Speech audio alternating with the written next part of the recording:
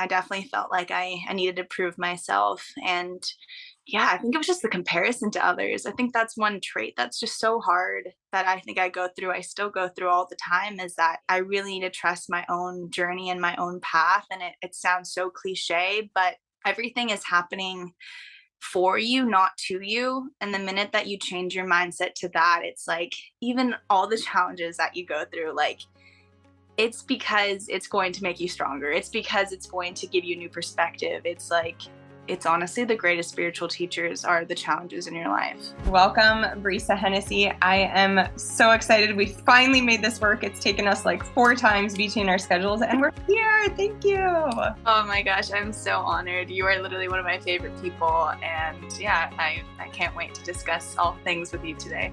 Amazing. Ditto, ditto. Well, Brisa, just so everybody knows, she's an incredible athlete. We had the pleasure of meeting Brisa during our time on the North Shore, courtesy of the International Hyperbarics Association, when we got to bring hyperbarics to the World Surf League, which was incredible. Brisa she represented the Costa Rica team in the Olympics in 2020, and she placed 5th in World Surf League last year for women. Incredible, incredible athlete, Brisa. I'm so proud of you. Thank you, Melissa. That really means a lot. And yeah, I just feel very blessed that surfing and traveling has connected me with the most incredible people. I think it was such a blessing and so meant to be that I met you and Jason and your beautiful kiddos and family on the North Shore. And you guys changed my life in so many ways with the hyperbaric. And it truly is the people in your life that make you who you are and make you feel, that you're not alone and you're on this journey with incredible people that surround you. Yeah, totally. We met you, I guess it was a few years ago now, and we came into this culture, the surfing culture on the North Shore, and we were obviously so excited and, like, to be completely honest, a bit starstruck, right? Like, we get into this beautiful house where we're setting up hyperbaric chambers for all the surfers. For those of you who don't know, I know, Brisa, you don't want to talk a lot about your surfing career because you are so humble.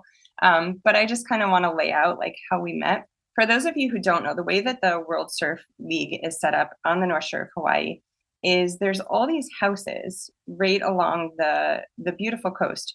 And these houses are like sponsored by companies. So like Billabong has a house, Volcom has a house. I think Red Bull had a house at one time.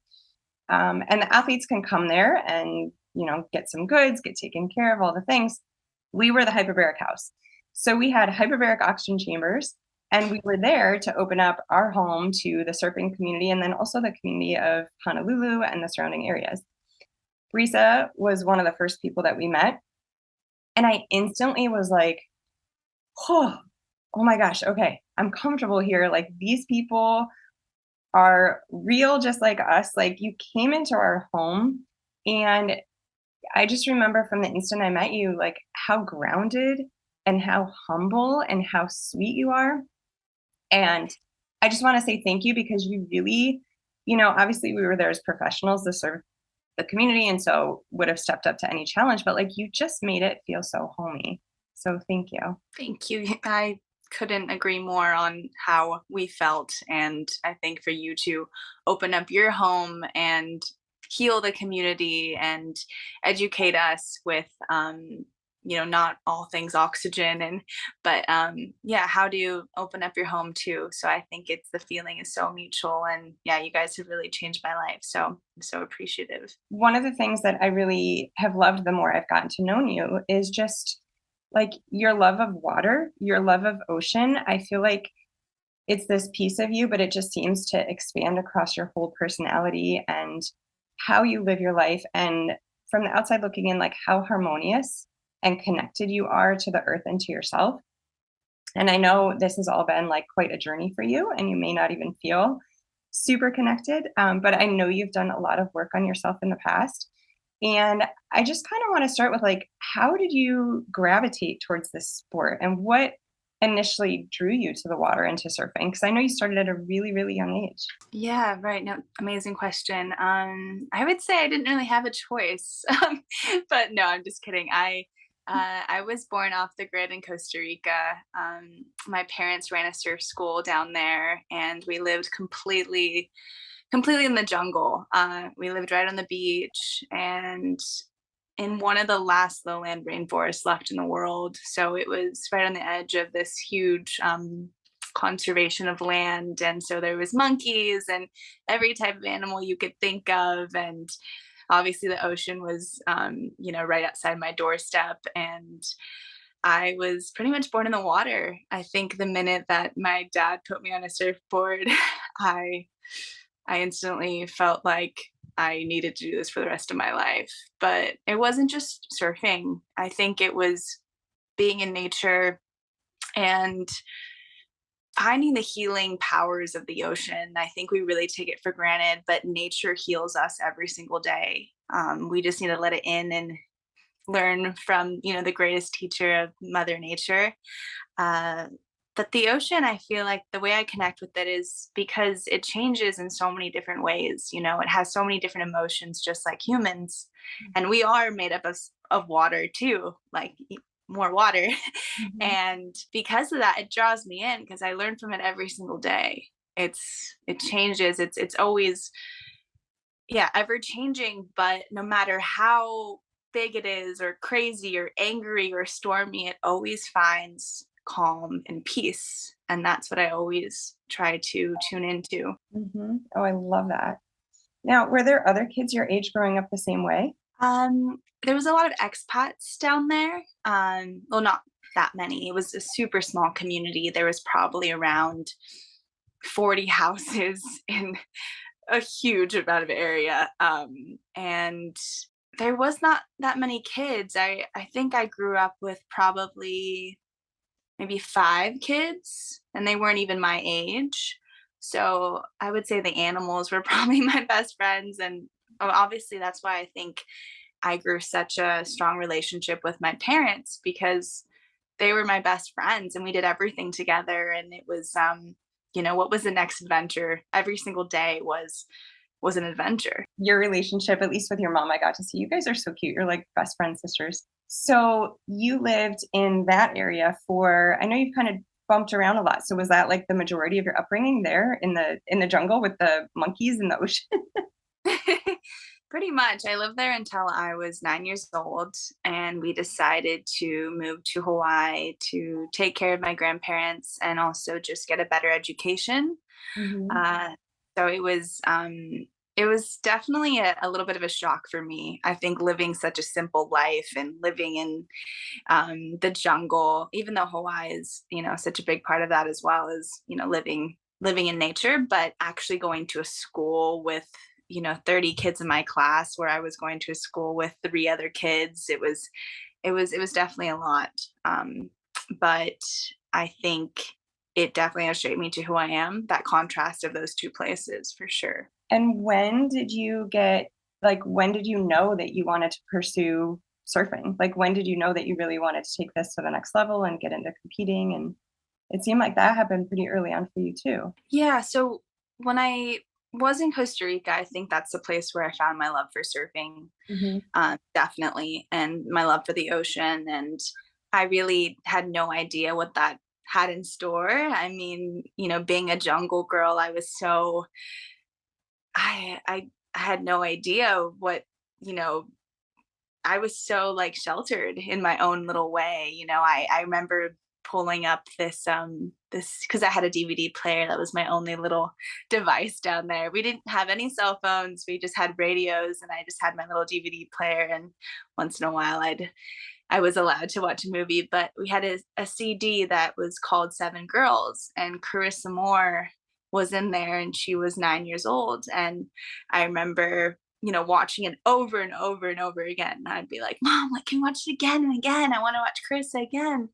And then the minute that we moved to Hawaii, we saw Carissa Moore's name everywhere, and she was a world champ. And I mean, it was an old movie, and we're like, that can't be the same Carissa. And it was the same Carissa, and that was the first kind of feeling for me that it's crazy that you can make a career in surfing, And then I went into my uncle Greg was a professional surfer, and I went into his trophy room. And of course, being a little kid, the shiny trophies got me going. And I was like, I kind of maybe want to compete. So that's kind of how it started. That's amazing. And I know you ended up surfing with Carissa Moore and, you know, even Bethany Hamilton. Like that was incredible to watch you do that. There's a lot of questions that I want to ask you. And even though like a lot of my listeners are not professional surfers and may or may not, want to do something like that one day, I just think that there's a lot each year that we came there, the 6 weeks that we spent with the surfers, I learned so much about mindfulness and goal setting and just, you know, in a lot of professional athletes, obviously, everybody's physically trained, everybody's nutrition is on point. But it's like the mental aspect that has always impressed me because that's when you're really out there, like the work is done, you've done your training, you've eaten your, clean food. Like that is what it comes down to. And so that's what I really want to talk about with you today.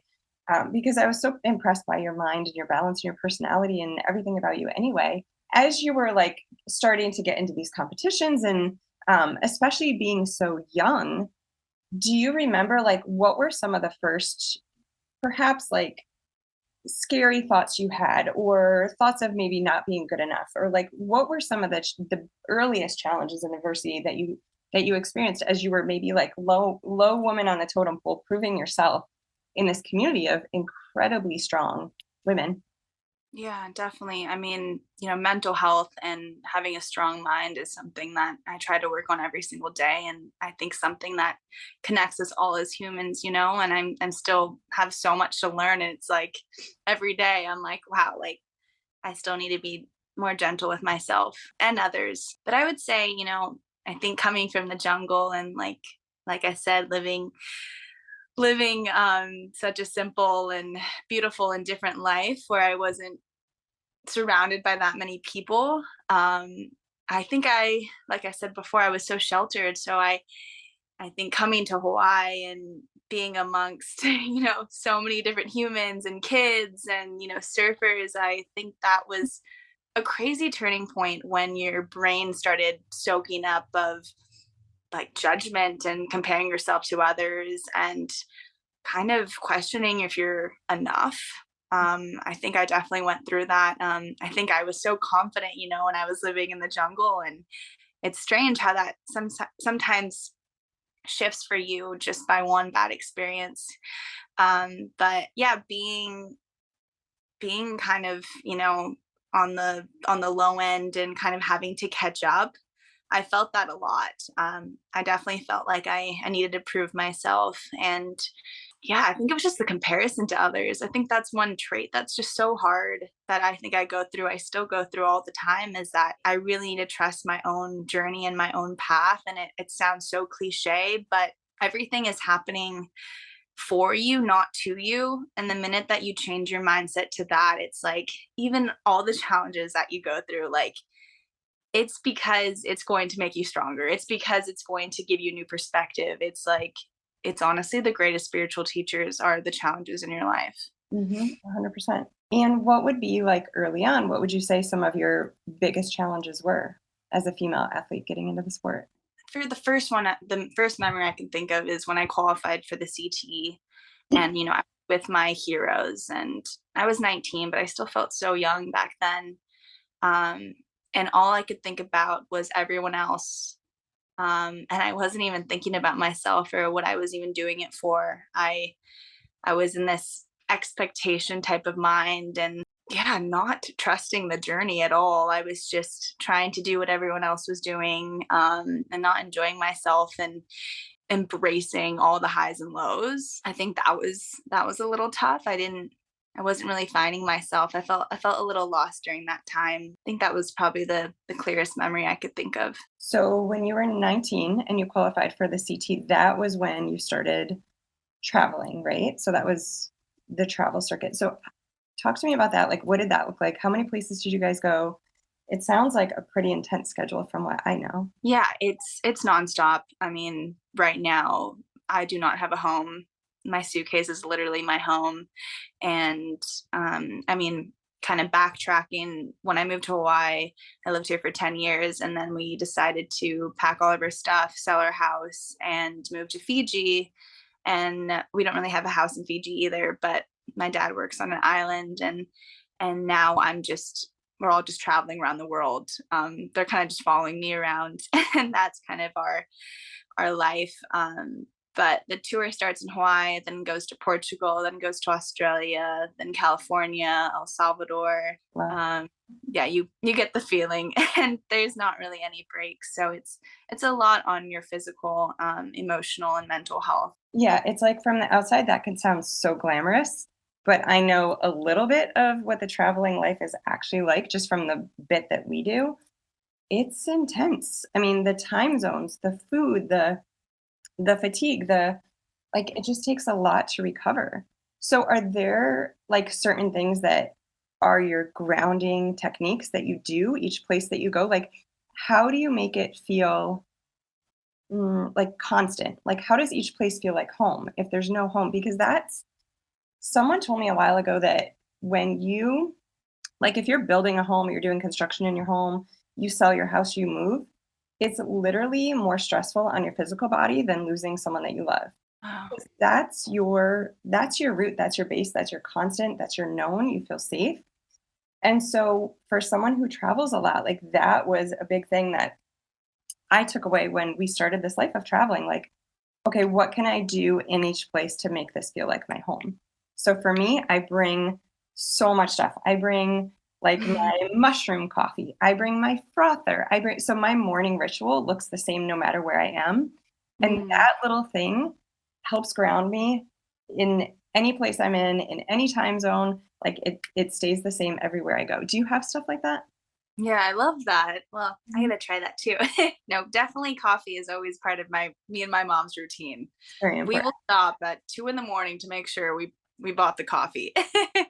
Um, for me, I mean, yeah, it's a hard one. I definitely have my fair share of mental breakdowns, I think, when everything is so ever changing, and it's like, whoa, like I just feel like we just like pack to unpack to repack again. Mhm. Um, I think the one thing that stays the same is I'll definitely bring my crystals everywhere. That's a good one with me and my mom. Oh, I like Oh, the old one even when I record. oh my gosh. So yeah, I'm the same. I definitely have my little packet of crystals, and I make sure I just do a lot of like breathing. I think breathing is just the most simplest way that we can, and you know all about that, to ground ourselves and know that yeah, we're in the present moment. It's like the quickest, I think, exercise for you to be in that. And then of course I bring my mom everywhere, and my dad meets me where he can, but I don't know. I think for me, my sense of home is definitely my family. You know, Mhm. wherever they are, I feel like, I'm okay. I feel safe.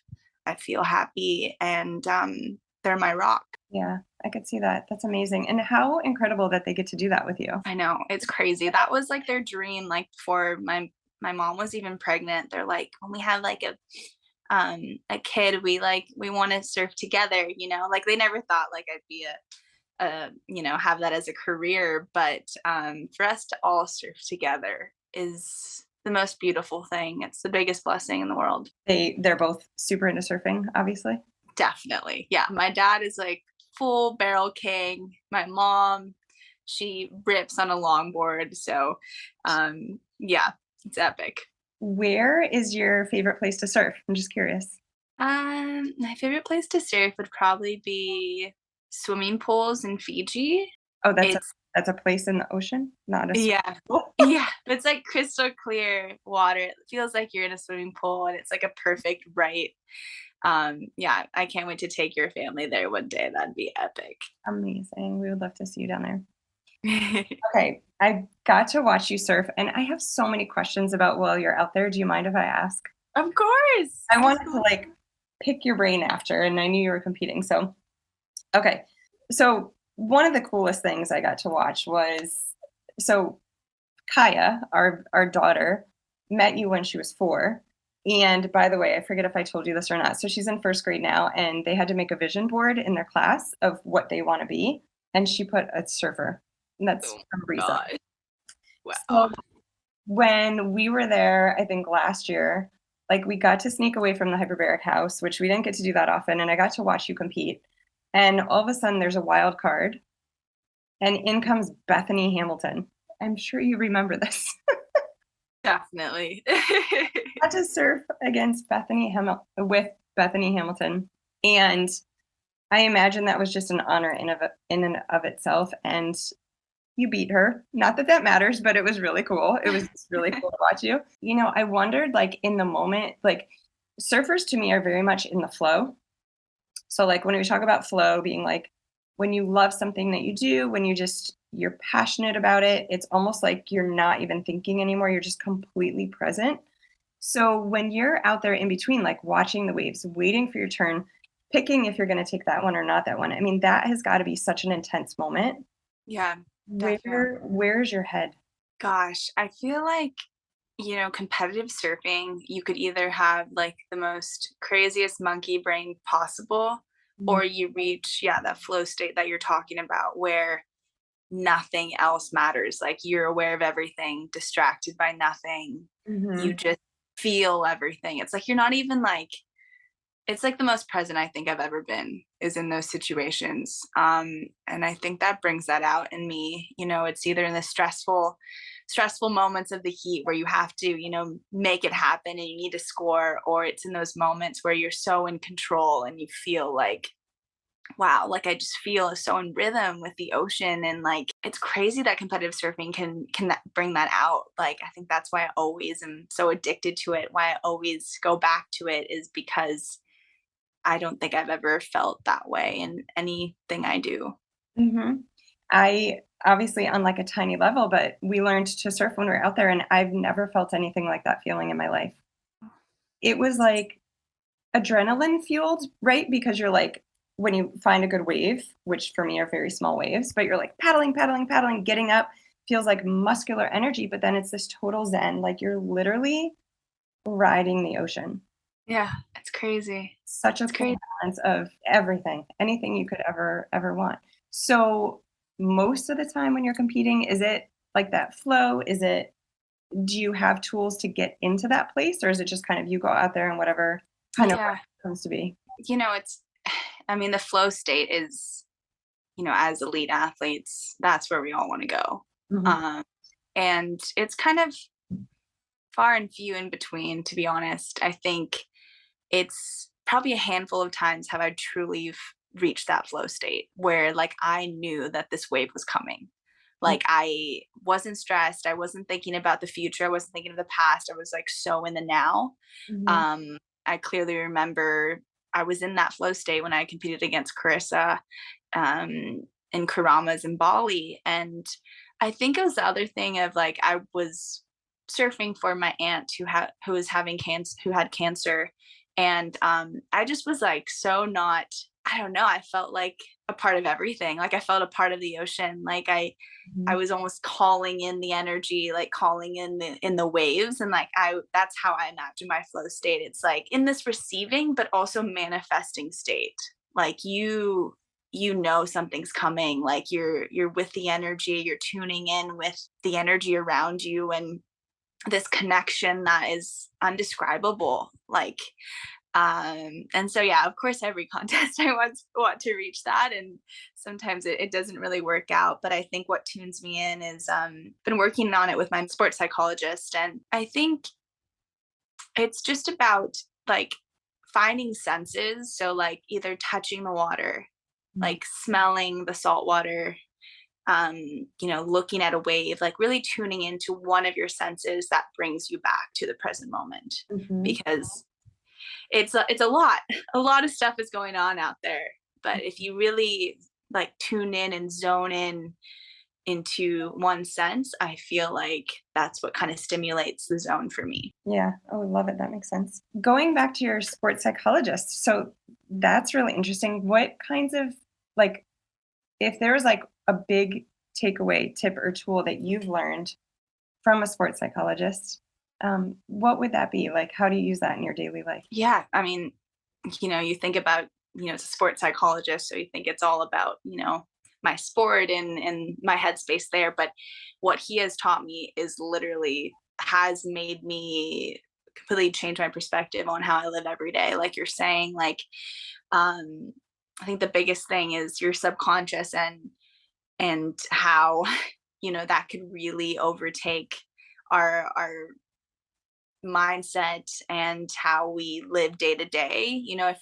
If you sat your subconscious next to you, which is your subconscious is someone that's not someone, but your mind that's kind of telling you, you're not enough, or like Yeah. da, da, da. It's like, that head noise. It's what kind of holds you back from things. If you sat that person, Mhm. which is Yeah. you, next to you, you wouldn't like that person very much. Hmm. And so I think being really aware of your thoughts, and knowing that you are not your thoughts, that you're bigger than that, you know. Um, so I've named my subconscious, Oh, I love and to kind of put a little bit of a barrier between that, and know that we are not our thoughts. Yeah.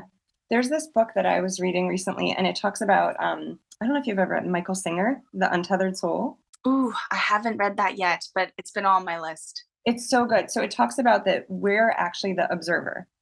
So we're Hmm. the observer, and you remove yourself from this subconscious. So something like 90% of the time, we are living unconsciously. So we're playing Hmm. these patterns, right? Where we're like talking to ourselves essentially as this other person.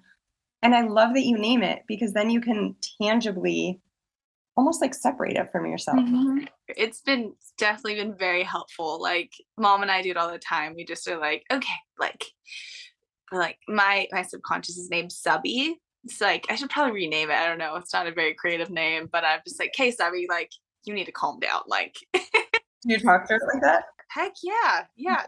I will say it out loud. Like I love I it. think one thing of my healing is really like tuning into my fifth chakra.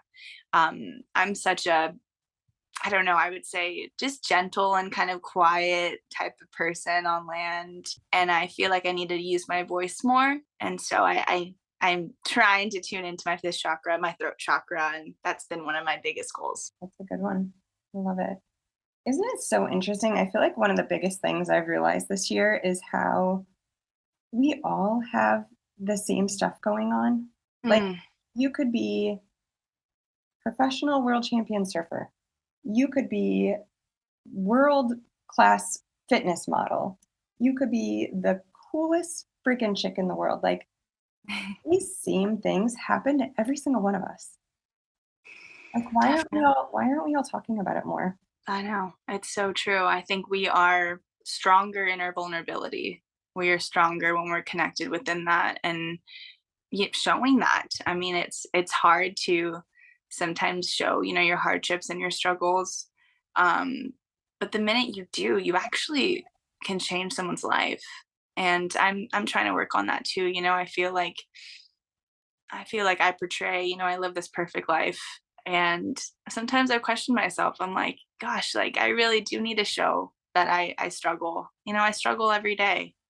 I Mhm. look in the mirror and criticize myself, and I have different problems, and to show that little girl that's on the other side of the screen that she's not alone. I think that's a big step in the right direction. Yeah. I think what's really important too is like, the bit that I know about your family is you have a really tight family unit. Like, Yeah. we can come from these incredible upbringings, like I'm very close with my family as well. And I'm so thankful that I grew up feeling loved and supported and safe and connected to my parents. And still, there's a story that I have having Right. nothing to do with them doing anything wrong. They did everything to the best of their ability. It's my story, but the way that it plays out shows up as like a lack of worthiness, or ironically, I've lost my voice for like the past week, but trying to find my voice as well for Mhm. years and having these major insecurities, and finally starting to talk about them has been really incredible because other people, like yourself, I feel like we're just all having these conversations more, and it's such an incredible time for us women to be banding together and talking about these things and giving permission to other people to do the same, because I think, like you said, vulnerability is so powerful. And this is when we really, really create these deep, incredible connections. And like, isn't life worth that? Like, isn't Yeah. it time that we just do that? Oh, it totally is. I mean, we all are one as a collective. And the minute that we really realize that, especially like women, like, my mom has been working a lot on doing more women's circles, and, talking about her struggles. And it's hard. That's why I feel like virtually it's awesome that you're doing this, because in a way it's almost like a little bit of a women's circle, Yeah. across the world, because, no matter where we are, we can band together, right? But yeah, tuning into our divine feminine energy, because when women come together, they are the strongest things on this earth. Yeah. I feel that. Yeah, the more women that, I think, speak their truth, speak honestly and openly, the more women, I think, come together. 100%. So, with that in mind, in this next year for you, like, what would be your goals separate from surfing, separate from your career? What would be your goals for Brisa as a person, as a woman? Good question. There's a lot. To be honest, this year was really hard for me. I think it was, one of my most successful years as a competitive surfer, but I struggled a lot, with my health, with body image, with not feeling like being enough, just finding my purpose, I think, but also so many, good things about it too, because I think the minute that you really embrace that and feel that, it really, my sports psychologist brought this up on how in our life, when we feel stagnant or dissatisfied or in a rut or we're unhappy, we have two choices. It's either we stay in that, or it's the most exciting period of our life because we can grow. And I always think about that, like, oh, it's so cool, because like the minute that you feel that, you're like, whoa, like something's coming then. Like I have to change. Like I'm going to change and I'm gonna be better. And I think I just, speaking with vulnerability, I really want to tune into that this upcoming year. I really want to be more open. I want to stand up for what is right. I think that I don't do that enough. I don't think my voice is loud enough. And I want to talk about issues that matter a lot more. Yeah, I just, like I mentioned, I think it's just that I think about that little girl. I think about little Brisa and like how I can make her proud. I want to tune into who she was every single day, because she was confident and strong and, so connected with everything around her. And yeah, it's sad how as we get older we lose that connection. Can I ask, what do you think made you lose that connection? I just would say just judgments by others, and it's not like their judgment on me, it's what I think that how they're judging me. What you It's this perceive? Yeah. weird, Mhm. yeah, it's a constant cycle. But honestly, no one really cares at the end of the day. They're trying to figure out their problems in their life, and you just got to remind yourself of that. And we literally only have one life. Yeah. And so why not be the truest version of yourself and not care what other people think? Like Totally. that's also my other goal, is like I want to, do crazy stuff. I want to be more like my dad. I feel like he really is like, he will do whatever he wants. Like he's a little extreme, but like he's crazy, and I need to tune into more of that side of like not caring what other people think, just like, yeah, being wild sometimes, and yeah, being courageous. I was listening to this thing today and it was really cool. It was Aubrey Marcus. I don't know if you ever follow him, but he said, one of our deepest fears is being seen, but more Mm. being seen and being rejected. And so Mm. we're so afraid of being seen and rejected that we like hide, and we don't let anyone truly see us. Right. But what happens in that, we can almost think of like subby. So we create this like projection of ourselves, this safe version that we show up as, this controlled, inhibited version that feels safe, so that people will connect and love us. But then what we're really doing is they never actually love us. They love that projection of us. I'm like, Wow. what's the point? What's the Yep. point? Like that must be really nice for Subby, but not for Brisa. Yeah, Like definitely. deserves to be seen and feel that love. I thought that was so cool. It's That's huge. like it. If we're gonna be here, can be here. Like let's be here as us. Let's show up as us. And if people don't want to love us, next.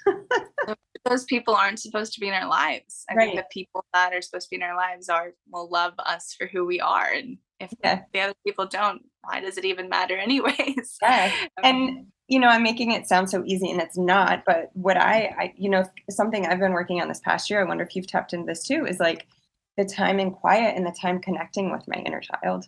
So if I'm mm, going in like a social situation, instead of in the past, I would like have a drink or have something that created a state change so I could show up there in this version that like felt safe, almost like a performer. And now I actually take a minute and I'm like, what is it that I need out of this? mm, And it's just this so quick little 5-second thing that I go in completely different. And I'm like, no, this is for me. This is for Missy. Like little Missy is gonna get some time here. Is what are you plan on doing to help anchor to that truth that you want to stand in? I love that. I feel like that's a huge one. I think I question myself a lot. Like, am I doing this? Am I here for me? Like, am I doing this for me? And also, yeah, showing up in your truest form no matter what. I don't think trying to fake something. I don't know. I think it's just like still like checking up. Like I still have to have these little questions in my head of like, I don't know, goes down the list of like, who are you? Like, why are you here? What makes you happy? Are you doing this for you? Like, just little questions. But I don't know. I'm still learning on what my triggers are. I still have to figure that out. Mm-hmm. It's huge. I feel like that takes a lot of time, and I'm so happy that you're working on it. I think we all are. So, Definitely. what's up and coming for Brisa, professional surfer, on the horizon? What's this next year? What are your goals? Professional surfer. Whew, sometimes I don't know that person. um, What does that mean? What do you mean you don't know her? Is it like, do you get into it? Are you like, is it an alter ego? yeah, I would say I have to like balance my two lives for sure. Mhm. And I'm trying to find that. I think it's gone easier, but I think who I am in the water is definitely different to who I am on land. And that's like where I struggle with the social part because, the minute I come on land, it's like I need to like be focused and sometimes I just get too in that people pleasing mode where I need to say no more. I think the importance of saying no is something I need to work on a lot. I think within the obligations of everything. But yeah, sorry, going into professional Brisa, trying to balance those two worlds out. But I think for the goals and the horizon, I don't know. I think I got the taste of where I want to be a lot. Like last year was insane because I had no expectations. I like fell off tour and, I requalified, got back on tour, and then I went straight into, winning my first event. And it was a crazy moment for me because I was like, oh my gosh, like I literally felt like, you know, like on the bottom, like I felt like I was totally not enough. And Mhm. because I changed my mindset so much, I kind of like when you let go of expectations, you almost like receive everything. Yeah, I was in that state of like, whoa, like I feel like I can do this. Like it's kind of a crazy one because you think about how like where does that self-belief come from? Mhm. If you haven't really experienced that. And of course visualization is huge. Like you need to visualize, you at the podium, you need to visualize you like holding that trophy. But like once you like you don't haven't tasted that yet, like where does that confidence come? Like it's like so scary. Like you can't just make that out of nothing. And Mhm. you try. But yeah, winning that event, I was like, I kind of belong. Like I felt like I belonged for the first time. So I think obviously I want to qualify for the Olympics again. I want to be in the top 5 again and win some more contests, but find that perfect mindset that we're all trying to find. Mhm. So that's interesting. So getting that win at Sunset, it did change how you felt.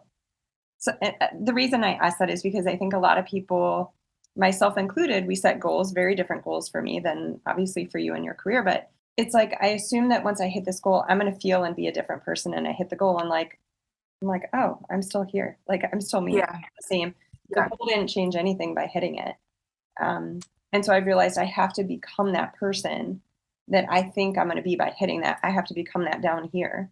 Mm, But so when you right. got it, it actually did, like, it did change how you felt. You felt like you belonged, like you deserved to Well, be up there. well, I didn't like it didn't change who I was. Like I woke up the next morning and I was like, oh, like I still feel the same. Like I don't know, nothing really has changed, but I felt like it wasn't necessarily that moment of winning Sunset. It was like all of the little moments that brought me to that moment. Mm-hmm. Like Hmm.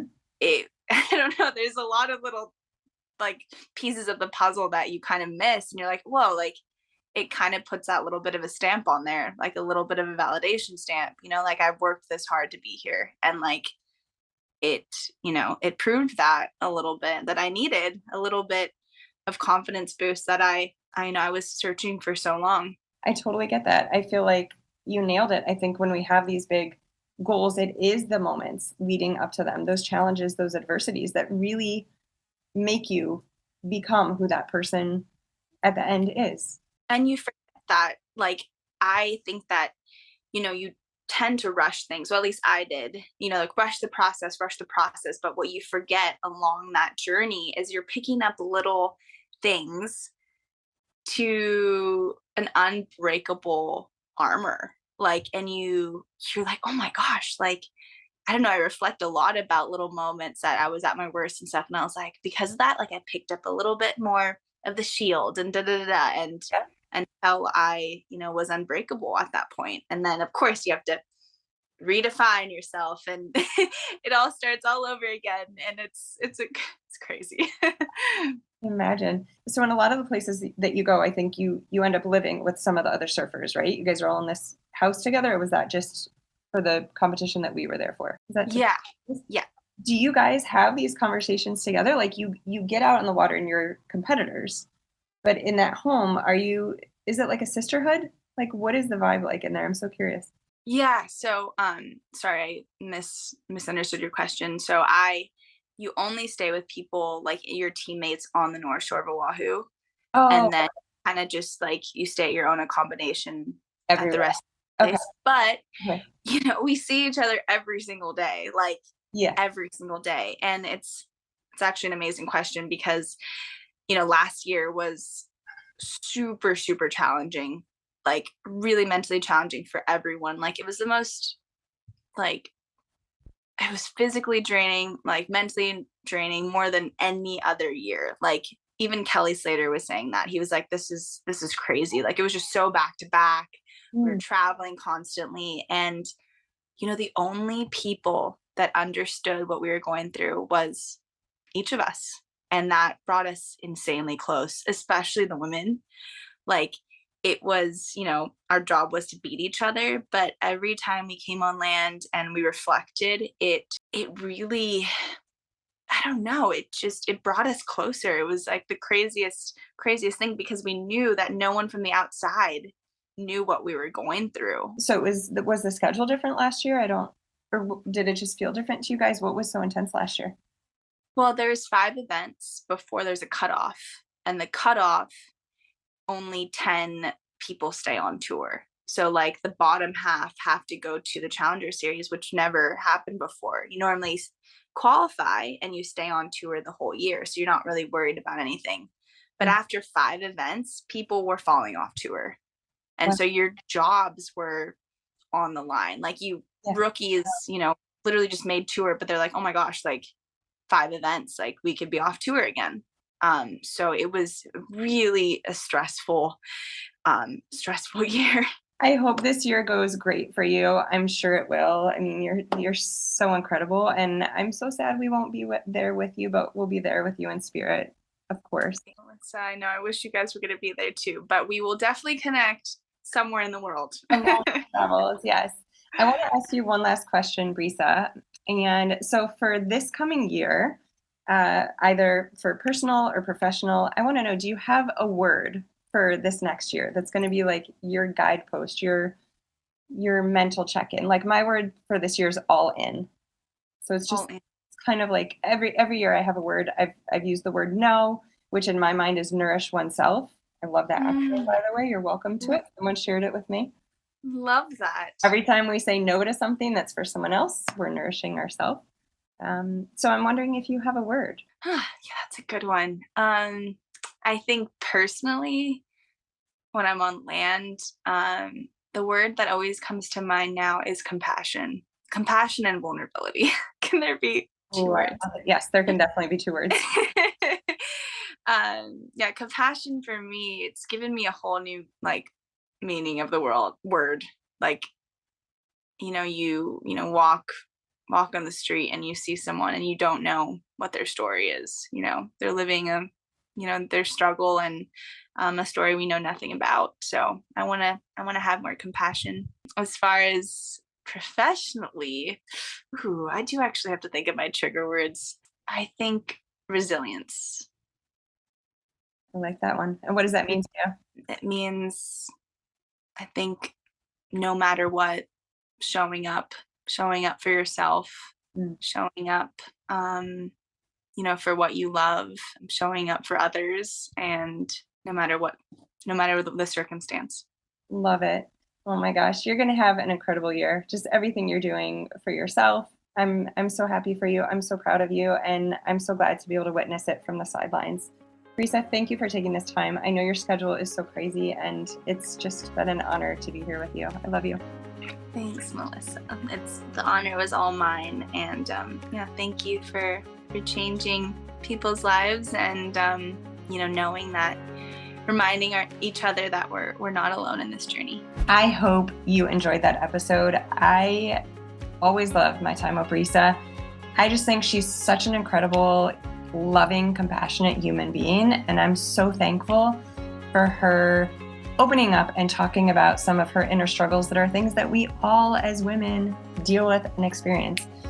If you enjoyed that podcast, please go ahead and put a like under the video. I would love to hear any comments or feedback. And as always, make sure you subscribe to my channel so that you don't miss any future episodes. Most importantly, if there's any women in your life that you know that can benefit from this message, please go ahead and share this episode with them. Thank you.